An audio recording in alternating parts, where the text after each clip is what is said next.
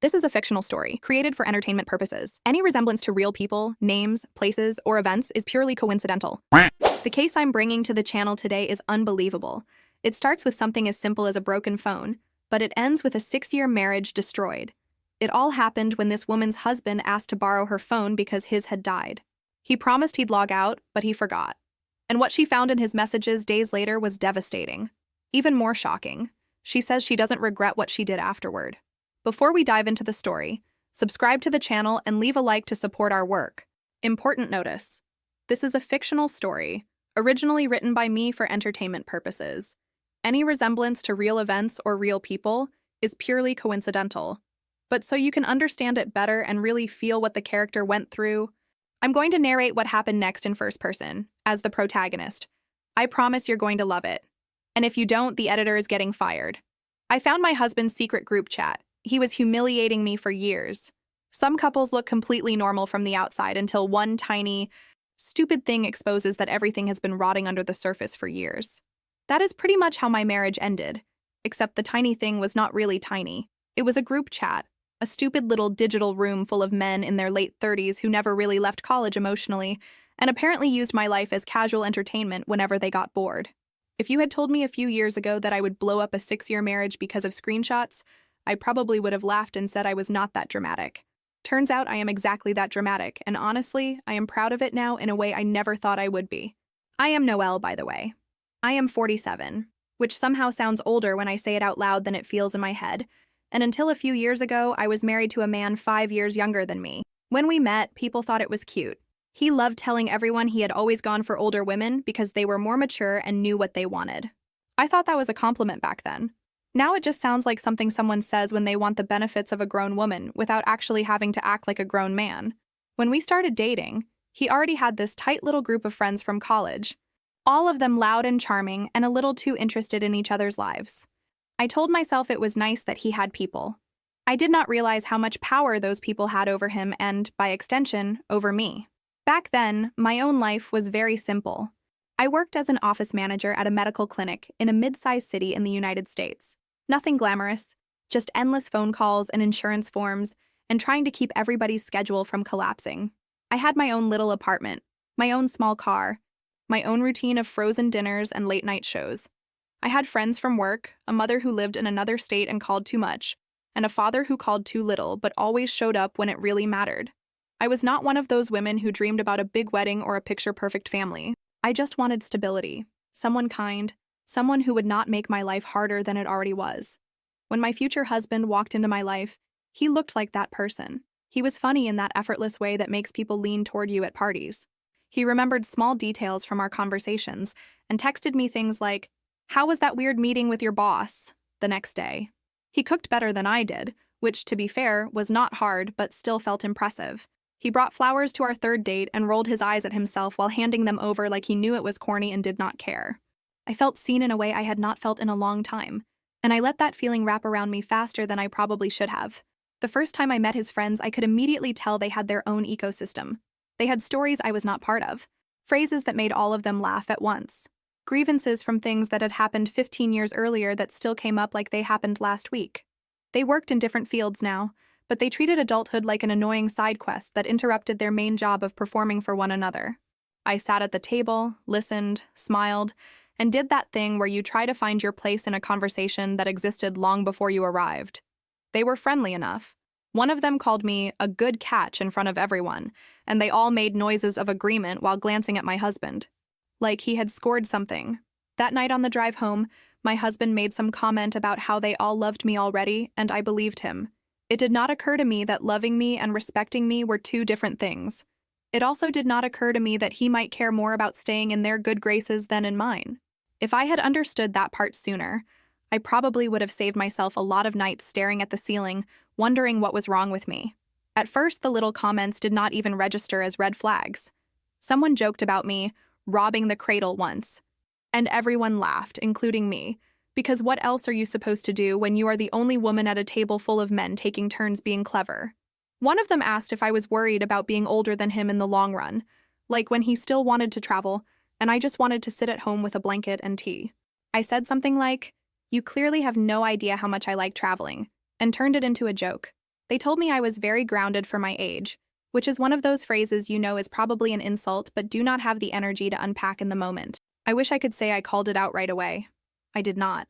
I had spent enough of my life being told I was too sensitive, too serious, too quick to take things personally. So I did the opposite. I tried to be the cool wife, the one who laughs off dumb jokes, who does not make a scene, who understands that guys will be guys, and all those tired phrases we get handed like we should frame them and hang them on the wall. At home, things were different, at least for a while. He would come home from his job in marketing, throw his tie on the couch, complain about some coworker who took credit for his idea, and then offer to cook dinner. We would stand at the counter together, chopping vegetables in our small kitchen, and it felt like we were on the same team. We had our own inside jokes, our own little rituals, like always splitting the last fry in the basket, even if both of us wanted it. When bills came in, we sat together at the table, opened them, and figured out how to pay them without falling behind. It looked like partnership, and in many ways it was. He knew I wanted kids. I did not hide that. I was not obsessed with the idea, but I also knew I did not want to look back years later and realize I had let my chance disappear, because I was waiting for the perfect time. There is never a perfect time. He said he wanted kids too, eventually, when things were more stable, when work settled down, when we had a little more money. Eventually stretched into years. Every time I brought it up, he said some version of, "Let us just get through this quarter." Or, "Once my bonus comes in, we can start talking seriously." Those quarters came and went. Bonuses came and went. My body did not. Around the time I turned 42, I went to my annual checkup, and my doctor asked gently if I still planned on trying to get pregnant. When I said yes, she did that little doctor pause where you can tell they are thinking carefully about how to phrase what comes next. She explained about declining fertility, about percentages and probabilities, about how the window was narrowing. I walked out of that office with a folder full of pamphlets and a knot in my stomach that would not go away. When I told my husband, he listened, nodded, and said all the right things. He said he wanted to be a dad, that he did not want to waste our chance, that we should at least talk to a specialist and see what our options were. For the first time in a long time, I felt like we were moving in the same direction instead of just spinning in place. We made an appointment at a clinic. We sat in a waiting room full of women in paper gowns and couples holding hands and men pretending they were not uncomfortable. We listened to a doctor list out possibilities in a calm, practiced voice. The words washed over me in a blur. Medication, injections, procedures, success rates, timelines, costs. At some point, the doctor gently suggested that timing and medication were only going to take us so far and recommended we do a full cycle instead of just waiting for a miracle. We went through the whole process: egg retrieval, lab fertilization, the works, and a few of those embryos ended up frozen in a tank with our names on a label. The clinic called it storing them for future use. I called it a little folder in the back of my mind labeled maybe. The clinic asked us to track everything: cycles, temperatures, injections, appointments. My life turned into a color-coded calendar that lived on the fridge, next to our grocery list and random magnets from places we had visited. I stuck needles into my stomach and thighs, watched the bruises bloom into yellow and purple swirls, and told myself it would all be worth it when we were holding a baby. I went to blood tests before work and ultrasounds on my lunch break. My husband came to the big appointments, the ones where they adjusted medication or explained results, but he missed a lot of the smaller things. He said work was busy. He said he would make it up to me. I always believed him. The thing about being that focused on something is that it makes everything else feel sharper. Every comment clings to you in a way it might not have before. That is probably part of why his friends' jokes started slicing deeper. At one dinner, when they were all talking about vacations, one of them said, "You two should go on a trip before you are stuck at home with bottles and baby spit." Another jumped in with, "If that even works out, you know. Clock is ticking." He said it with a smirk, the kind of smirk that makes you want to throw your drink in someone's face even though you never would. My husband laughed and said, "Tell me about it." Like the whole thing was some shared joke about my aging uterus. Later that night, when I asked him why he said that, he shrugged. He said I was taking it too seriously, that he was just trying to keep the conversation light, that I did not want him to be the guy who could not take a joke, right? I tried to explain that my body was not a bit for him to use when he ran out of material, but the words felt heavy in my mouth. I could tell he thought I was making a big deal out of nothing, and I was so tired from all the appointments and hormones that I did not have the energy to fight about it for hours. So I dropped it. I wish I had not. There were other moments, small but sharp, that I ignored. The way he lit up when his friends complimented his job, his clothes, his new haircut, in a way he never seemed to when I did. The way he sometimes used a certain tone when talking about our life to them, almost like he was trying to lower expectations so that he would not look like he had settled too much. The way they sometimes referenced little personal details that I had never told them, which meant he had. I would hear something and think, that is weird. I did not know they knew that. And then force myself to move on. Then came the day with the phone. A stupid, ordinary Tuesday. His phone had been acting up for weeks, battery dying randomly, apps crashing, him banging it against his palm like that would fix anything. That morning, while we were both trying to get out the door, he said he could not get into his messaging app because it kept closing, and he had a full day of meetings. He asked if he could log into his account from my phone just for the day, in case something urgent comes up. I said, sure, handed him my phone while putting my shoes on, and watched him tap and swipe his way through the login. He handed it back a few minutes later, kissed me quickly, and said he would log out when he got home. I did not even think about it after that. My brain was already full of patient charts and appointment reminders, and whether I had enough gas in the car to make it to work and back without stopping. The day rolled forward like every other day. Nothing dramatic, nothing memorable. It is funny how normal everything feels right before your life shifts. A few days later, during my lunch break, I was sitting in my car in the clinic parking lot with a sandwich in my lap, doom scrolling on my phone the way we all do when we should be eating. I tapped open the messaging app to answer a friend and noticed a chat at the top with his name on it, like I was actively talking to myself. For a second, I thought the app had glitched. Then a new message came in with a notification preview that was clearly not written by me. It was something like, "You really put up with that?" followed by a laughing emoji. My stomach dropped before my brain even understood why. I opened the chat and realized his account was still logged in on my phone. The app started syncing messages, a flood of blue and gray bubbles loading all at once. His group chat with the guys right there in front of me.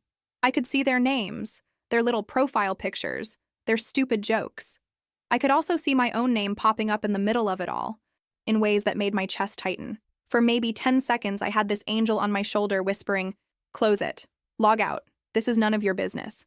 The other side said, "Your name is in there. That makes it your business. You already know which side won." My thumb hovered for a moment and then I scrolled up. Just a little at first, thinking I would glance, confirm it was nothing, and exit. Then I saw the first message that made my ears ring. "So, how is married life with the project?" one of them had written. Underneath it, my husband had replied, "She is stable, predictable, a lot of work sometimes." There was a string of laughing emojis and a comment about how at least I did not blow up his phone when he went out. Another guy wrote, "You really locked yourself down early? Man, you could have aimed higher." And my husband answered, "Trust me, I think about that sometimes." I stared at that sentence so long the screen dimmed and I had to tap it to wake it up. From there, it just got worse. They talked about my age, about how it was now or never if we wanted kids, about how my baby obsession was killing the vibe. My husband joked about our appointments like they were some annoying hobby of mine he had been dragged into. He called me intense, controlling, boring. They compared me to other women in their lives, ranking us like this was some unhinged contest. One of them wrote a whole paragraph about his girlfriend surprising him with a weekend away, and my husband answered with, "Must be nice. Mine thinks buying new sheets is a big treat." I had bought those sheets after a long week because I was trying to make our bed feel nicer while I was bruised and sore from injections. Apparently that was hilarious. I kept scrolling, and the timeline stretched back months. There were jokes about my clothes, my cooking, my job, times when I had vented to him about stress at the clinic, only to see those same words thrown into the chat later as if they were punchlines. I found messages from the night of that bar comment about people getting used to anything. He had written to them afterward saying, "She looked like she was going to cry for a second, but I think she will get over it." One of them answered, "She always does. You have her wrapped." The way they talked about me made me feel like I was some kind of stubborn stain they could not believe he had not scrubbed out yet. At some point, my hands started shaking. I realized my sandwich was still sitting in my lap untouched, that I had crumbs on my skirt, that my break was almost over. Instead of closing the app, I opened the screenshot tool. I started capturing everything that felt significant, fingers clumsy but determined. Lines about him settling because I was loyal. Comments about me not being fun enough anymore. Jokes about him finding someone younger while we were still in treatment. I did not know exactly what I would do with those screenshots yet. I just knew that once I saw this, I could not unsee it. And I needed proof that I was not imagining it or being dramatic. When I had a folder full of images, I went a step further. I started a screen recording, scrolled slowly through older messages, and saved the video to my phone. Then I used a personal email to send everything to myself, subject line something boring so it would not attract attention. It felt conspiratorial and pathetic and absolutely necessary all at once. The rest of my shift passed in a fog. I moved through rooms, talked to patients, answered phones, but it was like my real self was still parked in that car reading words I was never supposed to see. Every time a coworker asked if I was okay, I said I was just tired. That part was true. I was tired in a way that went beyond not sleeping enough, tired in a bone-deep way that comes from realizing the foundation of your life is not what you thought it was. By the time I drove home, the light was fading and my brain felt fried. I spent the whole drive trying to script what I would say. I kept changing the opening line in my head. I read your messages. We need to talk about your friends. How long have you been using me as content? Every version sounded either too dramatic or not dramatic enough. When I pulled into our driveway, my heart was pounding so hard it made me a little dizzy. Inside, everything looked painfully normal. There was music playing from a speaker in the kitchen, a pot on the stove, the faint smell of garlic and tomatoes in the air. His shoes were by the door, one tipped on its side like he had kicked them off in a hurry. He turned when he heard me, smiled, and walked over to kiss my cheek. "Hey," he said, like it was any other day. "Perfect timing. Dinner is almost ready. How was work?" I answered on autopilot. Some generic line about it being busy. I watched him stir the pot, move around the kitchen, talk about his day. I could feel myself splitting in two. One part of me was nodding and saying, "Uh-huh," and asking, "What did your boss say about the presentation?" And the other part was screaming silently that this man had told his friends he deserved better than me. We ate. I tasted nothing. I asked about his day. He asked about mine. He talked about a coworker who always cut corners. I told him about a patient who brought cookies for the staff. At one point, he reached across the table and squeezed my hand, said something about how we were due for good news from the clinic soon. I looked at our hands and thought about how that same hand had typed, "She is a lot sometimes," into a chat full of men who barely knew me. After we finished eating, he started stacking plates near the sink. That is when I said it. My voice surprised me because it came out steady, not shaky. "How long have you and your friends been talking about how I am not good enough for you?" He froze mid-step. "What?" he said, laughter already creeping into his tone like he thought this was some kind of joke or test. I picked up my phone, opened the app, and slid it across the table toward him with the group chat on the screen. "You left your account logged in on my phone," I said. I saw everything. The blood drained from his face so fast it would have been funny in any other context. His eyes flicked from the screen to me and back again. The first thing out of his mouth, of course, was, "You went through my messages?" Not, "I am sorry," or, "I can explain." Just immediate defensive outrage. I told him the truth.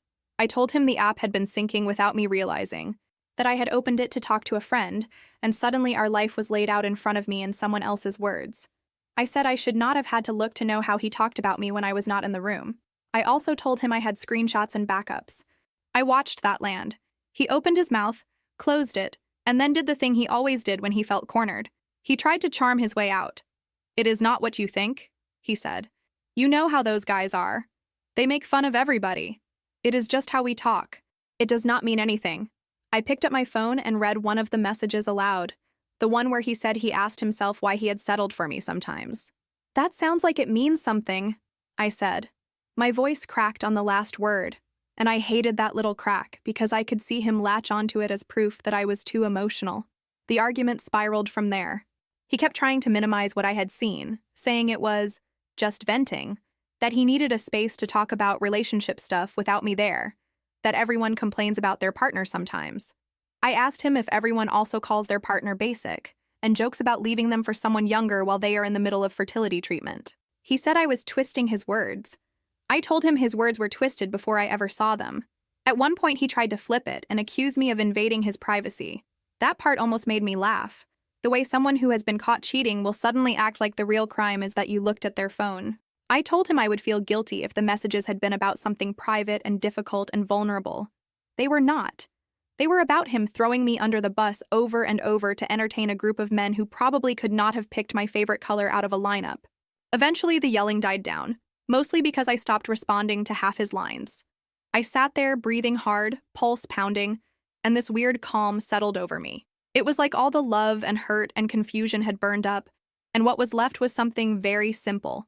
I realized there was nothing he could say in that moment that would make this okay. There was no version of events where he had genuinely respected me, and all of this was just a misunderstanding. So I did something I never thought I would do. I gave him an ultimatum, not in a dramatic movie way, just in a very clear, almost bored voice. "You are going to pick," I said. "You either call each one of them right now, leave that group chat, tell them you were wrong, cut off those friendships, and show me that you understand how deeply you messed up, or we are done. Tonight. There is no middle ground. There is no, let me think about it. It is them or our marriage." He stared at me like I had grown another head. "You cannot ask me to do that," he said. "Those friendships have been in my life for almost 2 decades. They have been there through everything. Have they been there injecting hormones into their bodies so you can have a child?" I asked. "Have they been there paying half the clinic bills? Have they been there listening to you cry on the bathroom floor when you thought you were not enough?" Because I was. He kept complaining that I was being unreasonable, that I was asking him to cut off his entire support system, that any therapist would tell me that was unhealthy. I thought about the way that support system had encouraged him to see me as less than, to treat me like a joke, to downplay my pain. I told him I did not care what any therapist would say about cutting out friends. I cared about the fact that they did not respect me and that he did not defend me. Actually, that he joined in. We went back and forth like that for what felt like hours. He tried to bargain. "What if I just see them less?" "No." "What if I stop talking about you in the chat?" "No." "What if we go to couples counseling and you bring this up there?" "No." The whole time I could feel something inside me holding the line, refusing to be talked down this time. Finally, he said the quiet part out loud. "I am not going to throw away my closest friendships because you cannot take a joke," he snapped. There it was. The truth in one neat sentence. Something in me went very still. "Okay," I said. "Then we are done." I got up, went to the bedroom, and pulled a suitcase from the closet. He followed me, still talking, still trying to convince me that I was being dramatic, that I would regret this, that I was throwing away our life over some texts. I folded clothes, grabbed my toiletries, pulled my folder of clinic paperwork from the drawer where we kept important documents. My hands shook, but I kept going. I did not leave that night because it was late and I did not have anywhere lined up to go, but I might as well have. I slept on the edge of the bed, fully clothed, his back turned to me. In the morning, I called one of my coworkers, a woman I trusted, and asked if I could stay with her for a while. She did not ask a million questions. She just said, "Of course," and texted me her address. Within a few days, I had moved some essentials into her guest room. I was 43 by then, old enough to know better and still young enough to feel completely lost starting over again. I called the clinic and asked to pause our treatment. When the nurse asked gently, "Are you sure?" I said yes and managed not to cry until I hung up. I emailed a therapist whose name I had written down months earlier but never contacted because I kept telling myself things were not that bad. It turns out, not that bad does not hold up very well once you have proof. My husband did what people like him always do when they feel their image slipping. He started controlling the story. He told his family and our mutual friends that I had invaded his privacy, found a few harmless venting texts, and decided to blow up our marriage because I could not handle how men talk. He painted himself as devastated, blindsided, confused. He left out the part where he had been using me as material for years. People's reactions were predictable. Some of his friends took his side without hesitation, which did not surprise me. A few mutual acquaintances sent me messages like, "I heard what happened. I am so sorry you are going through this. I hope you two can work it out." My mother, when she found out, immediately went into fix-it mode. She called to tell me that marriages go through hard times, that men say stupid things, that I should be careful not to throw away something real over ego. I did not bother trying to explain the difference between ego and self-respect to her. She grew up in a time when women were expected to swallow anything to keep a ring on their finger. My father was different. He called me quietly, asked how I was, asked if I was safe, and then, in that steady voice of his, asked me to tell him exactly what had happened. I could hear pots clanging in the background on his end, like he was making dinner while trying to process that his daughter's life was falling apart. I told him about the phone, the group chat, the messages. I told him about the ultimatum, about my husband choosing his friends. I tried to keep my voice even, but it cracked in places, and I hated that it made me sound weaker than I felt. He did not interrupt. He just listened. A few days later, my dad came over. We sat at the small table in my coworker's kitchen, 2 mugs of coffee between us, and I opened my laptop. I pulled up the folder where I had saved the screenshots and the screen recording. I did not want to do it. Honestly, there is something humiliating about having your own pain laid out in front of someone you love, especially a parent. But I was tired of people acting like I had overreacted. He read slowly. Every now and then, he would squint, lean closer, scroll back up to reread something. I watched his face change from confusion to anger to something like disgust. At one point, he took his glasses off and rubbed the bridge of his nose, which he always did when he was trying not to say something he would regret later. When he finished, he closed the laptop and sat there for a moment in silence. "Okay," he finally said. "I understand. No lecture. No, are you sure you want to get divorced?" Just that. Then he asked if he could borrow my phone. I handed it to him. He stepped outside to make a call, and even though he tried to lower his voice, I heard enough through the thin walls to know exactly who he was talking to. He told my almost ex-husband that he had seen the messages, that there was no excuse for the way he had spoken about me, that he did not want to hear any nonsense about jokes or venting.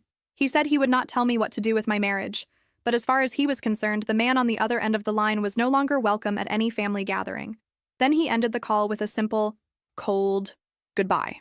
When he came back inside, he squeezed my shoulder and changed the subject to something mundane because he knew I had reached my emotional limit for the day. After that, the narrative in my family shifted. My mother still thought I was being extreme, but she stopped saying it out loud as much because my father, the quiet one, had very clearly taken a side. Some relatives who had previously told me to forgive and forget sent messages about how they had not realized how cruel the comments were. It did not magically make everything okay, but it helped to know I was not completely alone. The divorce process itself was exactly what you would expect. Slow, expensive, draining. We did not have kids, which kept it from turning into a full nightmare, but we did have a house together. We put it on the market and spent months going back and forth about offers and repairs and closing dates.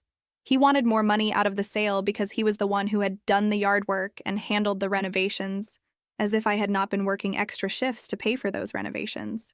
In the end, the law did not care about who watered the lawn. It cared about whose names were on the deed. When the house finally sold, the closing felt like signing the last page of a book I never wanted to read again. I handed over the keys, signed some documents, and walked out of the office with a check that represented both my freedom and the years I would never get back. I used part of the money to put down a deposit on a small apartment in a quieter part of town. It was not fancy, but it was mine. I bought a couch that I actually liked instead of one that could fit a football team, because I no longer had to consider his weekly game nights. In the middle of all that, there was the matter of the clinic. Their frozen reminders of everything we had tried to build were still sitting in storage, literally. One afternoon, a few weeks after the closing, I got a call from the clinic's billing department about renewal fees for storage. The woman on the phone asked if we wanted to keep everything stored for another year. I sat there on my new couch, surrounded by half-unpacked boxes, and realized I was the only one who could really answer that. That night, my ex called me. I almost did not pick up, but curiosity won. He launched into a speech about how fatherhood was still really important to him, how he had always imagined having kids, how it would be a shame to let all the work we had done go to waste. He said he had talked to someone at the clinic who told him it would be possible, with my consent, for him to move forward on his own. He talked about it like a business proposal, listing pros and cons, reassuring me that I would not be obligated to anything financially or emotionally. Listening to him talk about using our embryos without me felt like having someone calmly discuss taking the foundation of a house you built together and using it to build a different house down the street without your name on the mailbox. I let him finish his pitch, then I told him no. Not gently, not with a lot of explanation, just a clear, solid no. He did not like that. He accused me of being selfish, of wanting to punish him, of playing God with his future. He said I used to be more empathetic, that the hormones and the divorce had made me cold. He tried to say that any issues between us did not change the fact that we had good genetic material. That phrase made my skin crawl. We were not breeding dogs. This was not about genetics. This was about the fact that he had already shown me exactly who he was when it came to loyalty and respect. The next week, I went back to the clinic. Walking through those doors again felt like walking into a flashback. The same waiting room chairs, the same bland artwork on the walls, the same smell of disinfectant and coffee. I sat with a counselor and explained the situation. She did not look surprised. I got the sense that she had seen variations of this story more times than she could count. She walked me through the paperwork to revoke my consent for any future use of our embryos or my eggs, and pointed out the lines in the original contract that said nothing could be done without both signatures. Signing those forms felt like a funeral for a future I had already mourned, but it also felt like reclaiming something I had lost. A few weeks later, the clinic confirmed everything was closed out on my end, with no loose strings left for him to pull and a note on file that they would not move a muscle without hearing from me directly. The confirmation came as a dry 2-page form letter full of codes and storage fee language that made my eyes cross. But the bottom line was simple. Nothing was going anywhere without me. They also explained that the remaining embryos would eventually be discarded instead of sitting in storage limbo forever, which I agreed to even though it made my stomach twist. I cried in the car afterward, big ugly sobs that fogged up the windows. Not because I doubted my decision, but because it was another layer of letting go. I called my therapist, left a rambling voicemail, drove home and made myself tea. My life had shrunk in some ways, but it also felt more honest. I had fewer illusions, fewer what-ifs. Painful, but clean. My ex did not stop pushing right away. There were more texts, long emails where he tried to sound logical and reasonable, attempts to use a mutual friend as a mediator. I blocked his number. I told the friend politely that I did not want to be in the middle of his dreams of fatherhood and that he needed to find a therapist instead of a loophole. Eventually, after one too many late-night calls from unknown numbers that I refused to answer, I talked to a lawyer. The lawyer reviewed the clinic contract with me, confirmed he could not legally move forward without my consent, and suggested sending a formal letter reminding him of that, and if necessary, pursuing a restraining order. It turned out the letter was enough. The calls stopped. Time did its slow, messy work. I built a routine in my new place. I still worked at the clinic, but I started carving out more time for my organizing side business. What had started as a few weekend gigs grew into something real. I made a basic website, posted before and after photos on a social media app, and clients started referring me to their friends.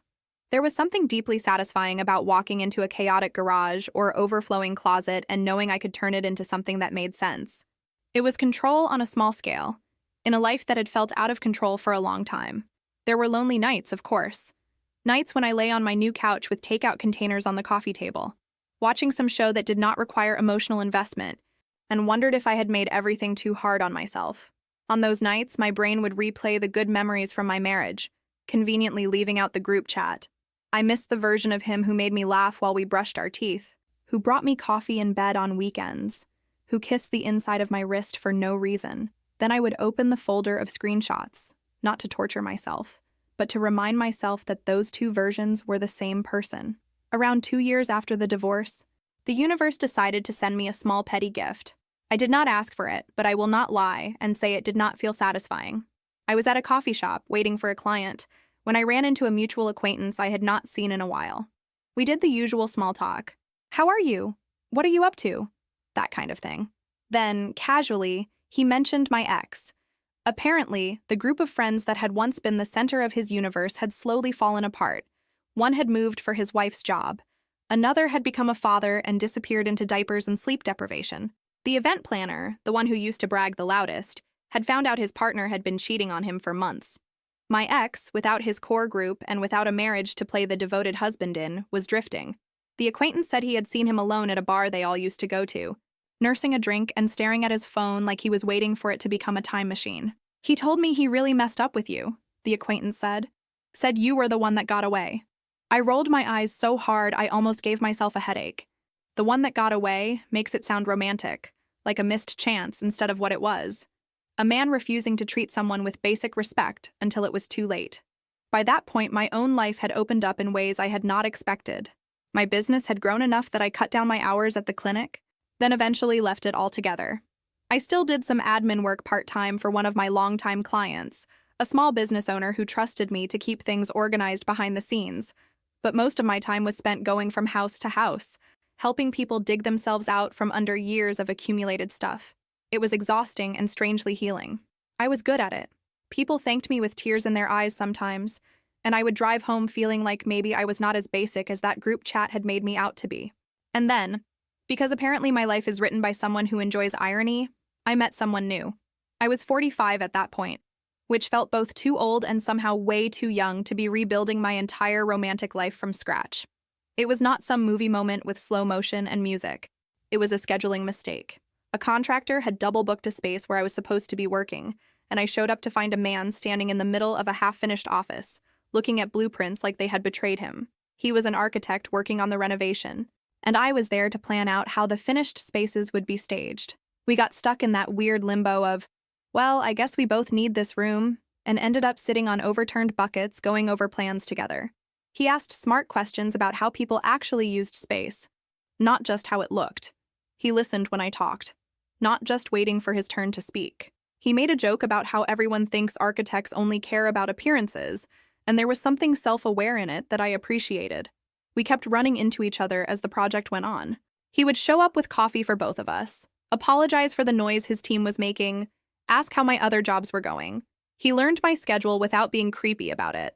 One day, after we had spent an hour arguing playfully about open shelving versus closed cabinets, he asked if I wanted to get dinner sometime. I hesitated. My stomach did that weird flip that is equal parts excitement and nausea. I told him I had been divorced recently enough that I was still figuring myself out. He nodded, said he understood, said he was not in a rush. He did not push, which was new for me. We started with lunch instead, then another lunch, then a walk after we both finished work early one day. Little by little, we built something that felt nothing like my marriage. There was no audience. When he made me laugh, it was just for me, not for a group of men waiting to rate his performance. He met my friends slowly. He met my parents eventually. Watching my dad shake his hand was strangely emotional. My dad did not say much after that first meeting, but later, in the car, he said, "He seems solid," which, coming from him, might as well have been a sonnet. My mother liked him because he helped without being asked when she insisted on cooking a big meal and started pulling too many pans out of the cupboard. I kept waiting for the other shoe to drop. For the moment when he would make a joke at my expense in front of his friends, or roll his eyes when I talked about something that mattered to me.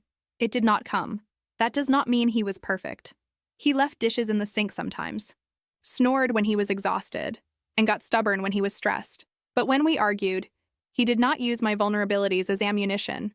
He did not run to a group chat to turn our disagreements into content. The first time I told him about the messages, I expected him to recoil. I expected him to think I was holding on to old drama, that I was too damaged for a healthy relationship. Instead, he looked horrified on my behalf and said, "I am so sorry he did that to you." Then he asked what I needed from him to feel safe. I did not have a neat answer, but just being asked the question was new and kind of overwhelming. We had been together for almost a year when my past and present collided in a way I had secretly feared. A mutual acquaintance saw us out one night, sitting on the patio of a restaurant laughing over something dumb. A few days later, that acquaintance apparently mentioned to my ex that I was seeing someone new, that I seemed happy, that the man with me seemed decent. I know this because my ex showed up at my workspace again like a ghost who had not gotten the message that his season was over. He looked older. Lines around his mouth that had not been there before, hair a little thinner, posture a little less upright. He hovered near the entrance until I acknowledged him, like he knew he did not have the right to just walk in. I stepped outside with him because the last thing I needed was him making a scene in front of clients. He started with an apology, the kind that sounded rehearsed but also raw. He said losing me had forced him to look at himself, that therapy had made him realize how much of his identity had been tied up in being the funny guy, the charming one, the one everyone wanted to be around. He said he had used me as a prop in that performance and he hated himself for it now. He admitted that he had forwarded my private messages to his friends sometimes when he wanted sympathy or laughs. Hearing him say it out loud made me feel physically sick, even though I had already suspected it.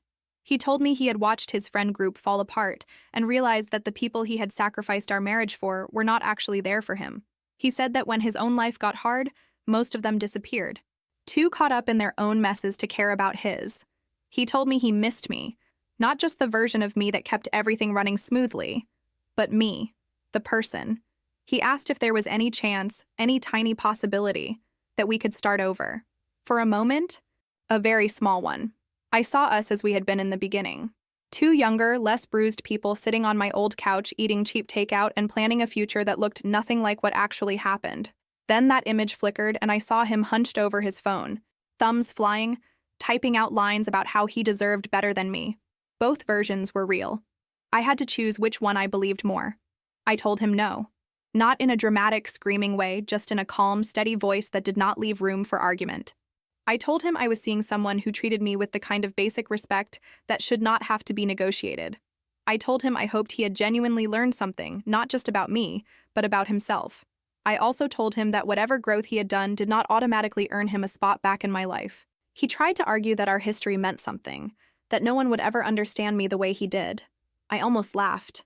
The version of me he knew was the one who swallowed insults and laughed at jokes that hurt her, who bent herself into whatever shape made him the most comfortable. The woman standing in front of him was not that person anymore. He was right about one thing, though. Our history meant something. It meant I had a very clear blueprint of what I did not want ever again. I walked him to the door, thanked him for apologizing, and told him not to contact me again.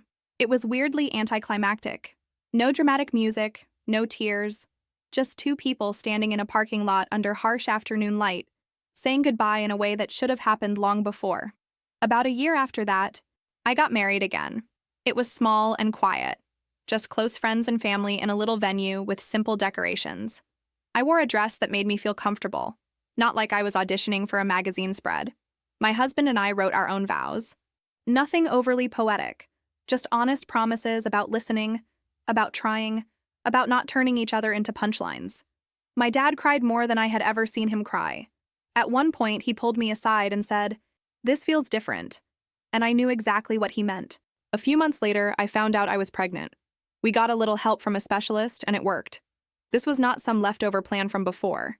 It was a fresh start with a new doctor, a new approach, and a partner who was actually on my side this time.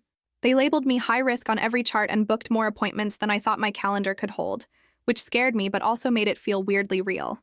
I was 47, sitting on the edge of my own bathtub, realizing I was about to start a chapter I had once convinced myself would never happen for me. I almost did not believe it. I stared at the test in my bathroom like it might change if I looked away and looked back again. When I told my husband, I blurted it out in this awkward rush because I was so nervous. His eyes got wide. Then he smiled. Then he pulled me into a hug and just stood there with me for a long time. My first instinct was fear. Not of being a mother exactly, but of repeating patterns. I was terrified that something would snap in him under stress and he would become cruel, that I would find out years from now that he had been venting about me in some secret chat. I was scared that I did not know how to be in a family without losing myself.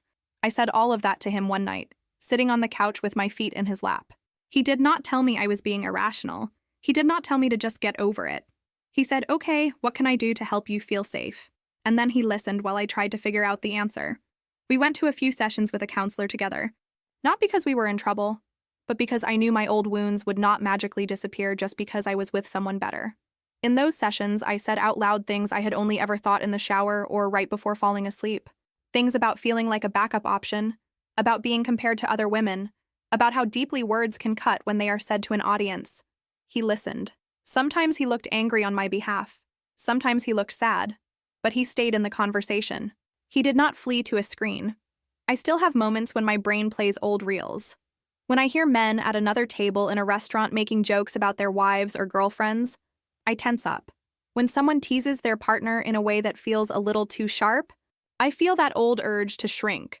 But now, instead of swallowing it, I name it. I talk about it. I remind myself that I am not overreacting, that my instincts are trying to protect me. People sometimes ask if I regret the way I ended my first marriage. If I think maybe I could have handled it differently, stayed, worked through it, given him more chances. I understand why they ask. Divorce makes people uncomfortable. It forces them to think about their own relationships and where their deal breakers might be. My answer is always the same. No, I do not regret it. I regret that it had to get that far. I regret that I ignored my instincts for so long, but I do not regret choosing myself. If there is anything I took from all of this, it is that people show you who they are in the spaces where they think you will never look. The way someone talks about you when you are not there matters more than the way they perform affection in front of you. The jokes they make, the stories they tell, the details they share without your consent, all of that adds up to a picture that is a lot more accurate than any caption on a cute photo. I cannot go back and tell my younger self to walk away the first time she felt like a punchline. I cannot make her stop laughing along just to keep the peace.